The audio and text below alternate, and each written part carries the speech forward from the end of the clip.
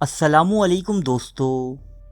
جس وقت ترکی میں عثمانی اور ہندوستان میں مغل سلطنت اپنے عروج پر تھی، عین اسی زمانے میں ملک فارس پر صفوی سلطنت کا پرچم لہرا رہا تھا۔ یہ سلطنت اپنے رعب و دبدبے میں عثمانیوں اور مغلوں سے کسی صورت کم نہ تھی۔ صفوی سلطنت اور اس کے بانی شاہ اسماعیل صفوی کے متعلق جاننے کے لیے آپ ہماری ویڈیو شاہ اسماعیل صفوی ملاحظہ کر سکتے ہیں۔ جس طرح سلطنت عثمانیہ میں سلطان ابراہیم اور مغلوں میں محمد شاہ رنگیلا جیسے رنگین مزاج اور شراب و شباب میں مگن رہنے والے حکمران گزرے ہیں، ایسا ہی ایک بادشاہ صفوی سلطنت میں بھی رہا ہے جس کا نام شاہ صفی اول تھا۔ یہ بادشاہ 1610 عیسوی میں پیدا ہوا۔ اس کا پیدائشی نام سام مرزا رکھا گیا۔ سام مرزا کا باپ محمد باقر ایران کے مشہور ترین بادشاہ شاہ عباس کا سب سے بڑا بیٹا تھا۔ شاہ عباس، جسے ایران کے بہترین حکمرانوں میں شمار کیا جاتا ہے، اپنی بہادری اور جنگی صلاحیتوں کے سبب آج بھی مشہور ہے، لیکن شاہ عباس ایک اچھا حکمران ہونے کے ساتھ ساتھ ایک بدترین باپ بھی ثابت ہوا۔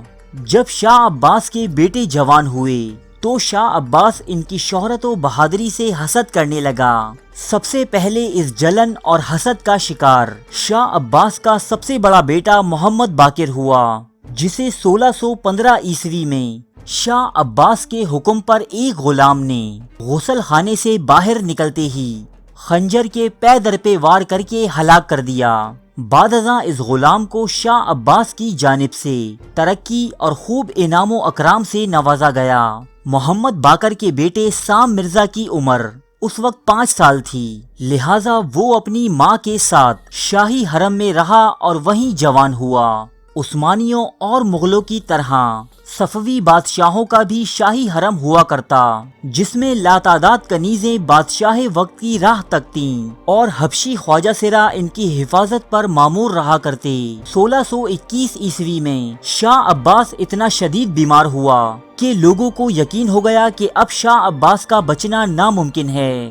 یہ حالات دیکھتے ہوئے شاہ عباس کے دوسرے بیٹے محمد خدا بندہ نے اپنی تخت نشینی کا جشن اپنے باپ کی موت سے پہلے ہی منانا شروع کر دیا، لیکن اس کی بدقسمتی کہ شاہ عباس جلد ہی اس جان لیوا بیماری سے صحت یاب ہو گیا اور اپنے دوسرے بیٹے یعنی محمد خدا بندہ کی آنکھوں کی بینائی چھین لی۔ 1627 عیسوی میں شاہ عباس نے اپنے آخری بیٹے امام قلی کو بھی اپنے خلاف سازش کے شک میں نابینا کر دیا۔ یوں شاہ عباس کے بیٹوں میں اس کے تخت کا کوئی وارث باقی نہ رہا۔ چنانچہ 1629 عیسوی میں جب شاہ عباس اس دنیا سے رخصت ہوا تو سلطنت فارس کا اگلا بادشاہ اس کا پوتا سام مرزا بنا۔ تخت نشینی کے وقت اس کا نام شاہ صفی اول رکھا گیا۔ اس نئے بادشاہ کو انتظامی امور اور حکومتی معاملات کا سرے سے کوئی تجربہ نہ تھا، کیونکہ اس کی تمام عمر شاہی حرم میں آرام فرماتے گزری۔ بادشاہ بننے کے بعد بھی وہ سارا دن افیم اور شراب کے نشے میں غرق رہتا۔ حکومت کی چند سالوں کی انتہائی خراب کارکردگی کے بعد شاہ صفی اول کی خالہ زبیدہ بیگم اور اس کے حامیوں نے شاہ صفی کو حاکم ماننے سے انکار کر دیا، جبکہ زبیدہ بیگم پر شاہ صفی اول کو زہر دینے کا الزام بھی عائد کیا گیا۔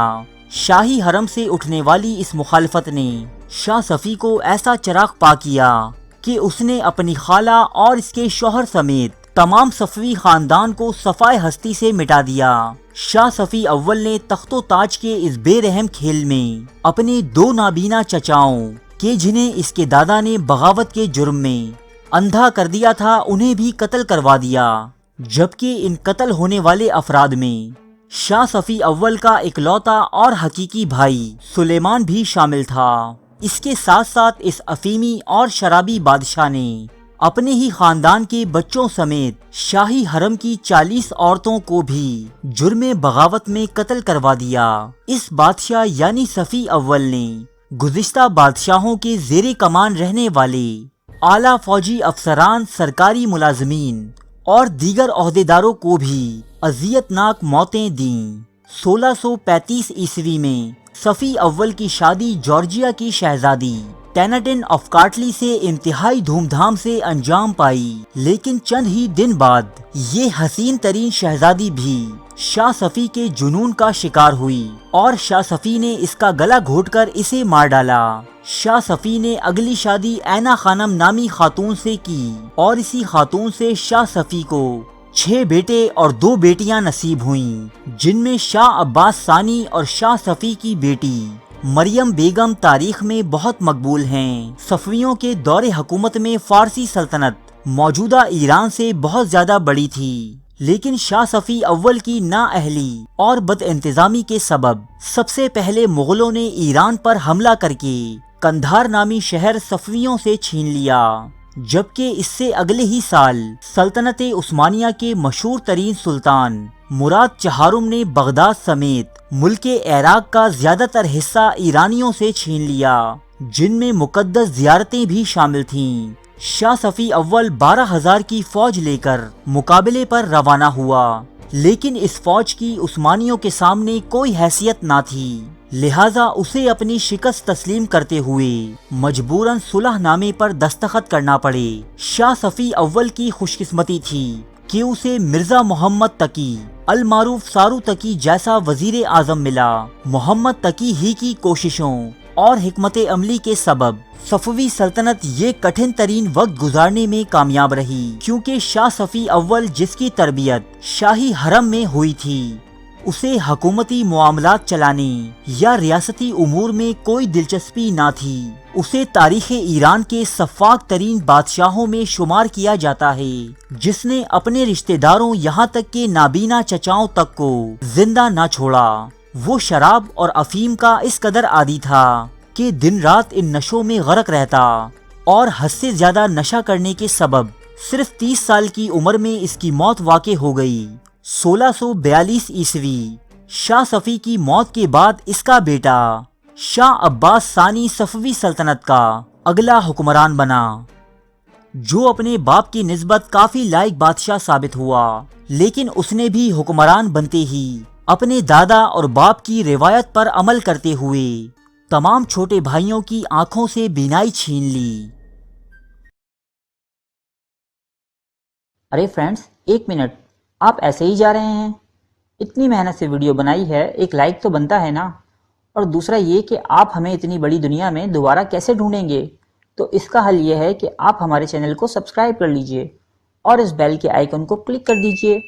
اس طرح ہمارے آنے والی تمام ویڈیوز آپ تک پہنچتی رہیں گی۔